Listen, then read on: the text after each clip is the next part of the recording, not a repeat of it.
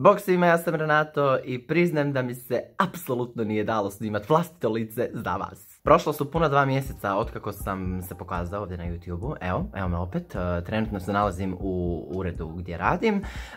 Odradio sam sve što sam trebao odraditi za današnji dan. Još čekam neke mailove ako dođu. Zato će mi šefica oprostiti ovih 15 minuta što iskorištavam od radnog vremena da snimim ovaj video.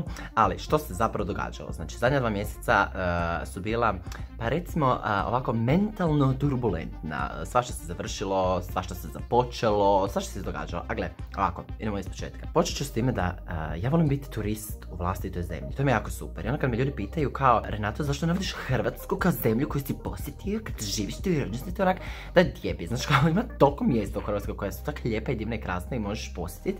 I onda se desila situacija da sam se upoznala s jednim fotografom koji ovako voli snimat dečke koji imaju na sebi mokru robu, odnosno bacanje u baze. I onda smo se dogovorili da ćemo mene obući u nekakve outfitiće i zaroniti me pod vodu i onda ćemo to uslikat.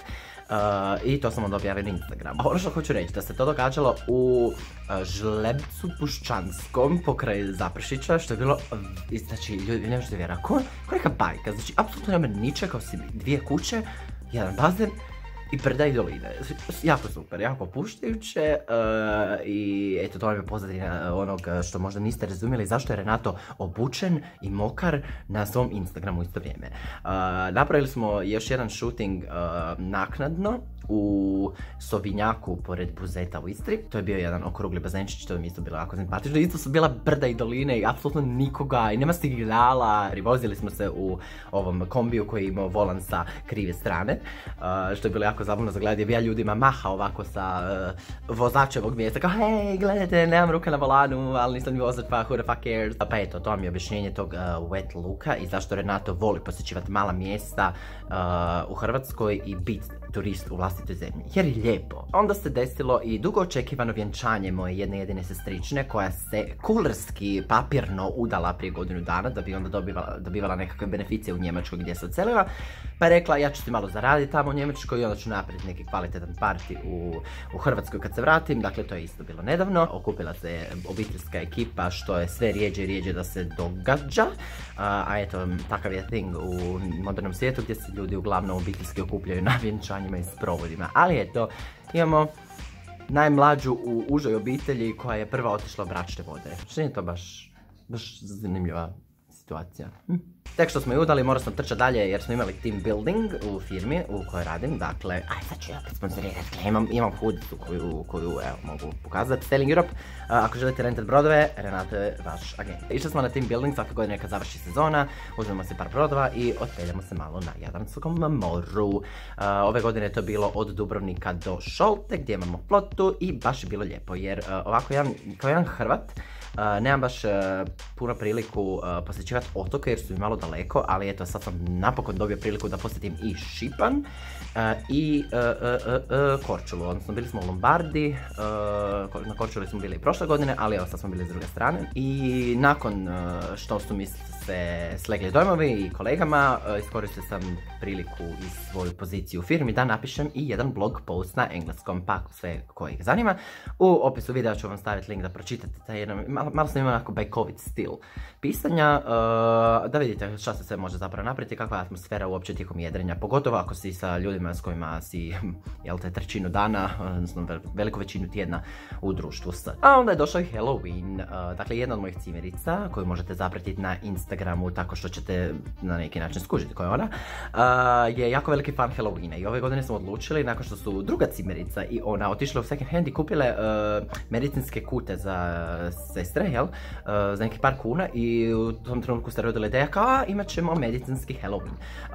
Ne bi to bilo toliko zabavno da se nije dogodio Goran Jusup i cijela situacija oko našeg zdravstva, da smo odlučili eto mene implementirati kao Gorana Jusupa na tom partiju gdje sam se toliko uživio. Ljudi moji, to je bio jedan od najbolji partiji su kad si odsutan, privatno. Znači, praktički ni u jednom trenutku ja nisam bio Renato te noći.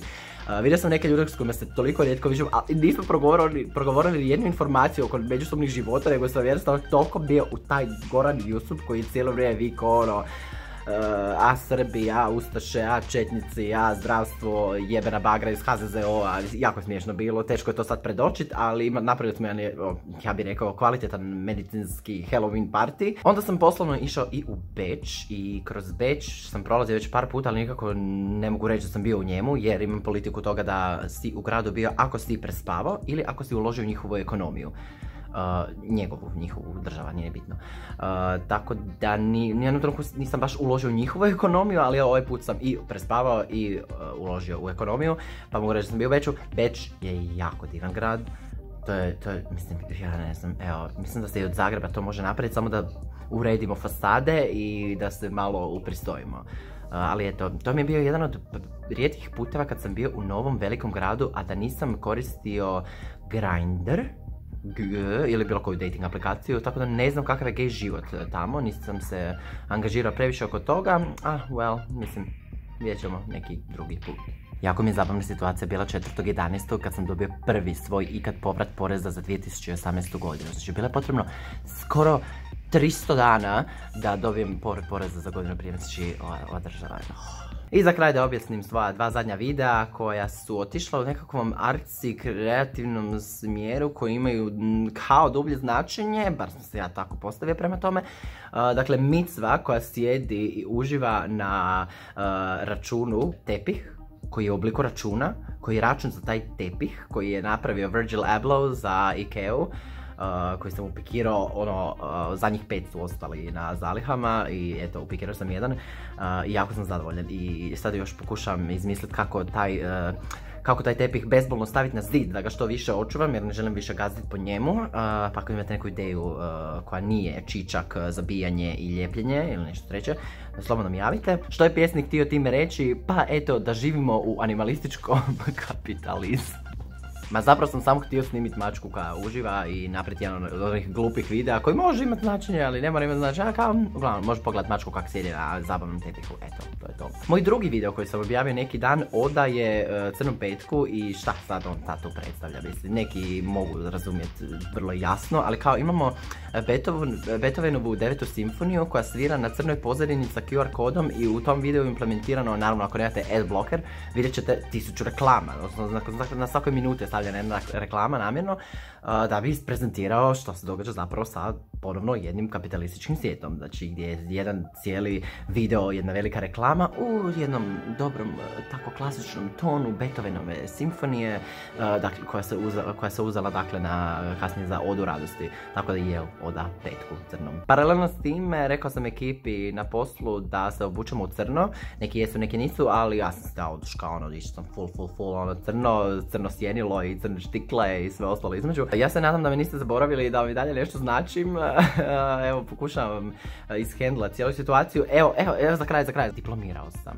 Više o tome ćemo malo kasnije, ali diplomirao sam nakon 8 godina studiranja regularno. Nisam bio loš student, samo sam malo, odužio, ko što to na filozofskom zna biti.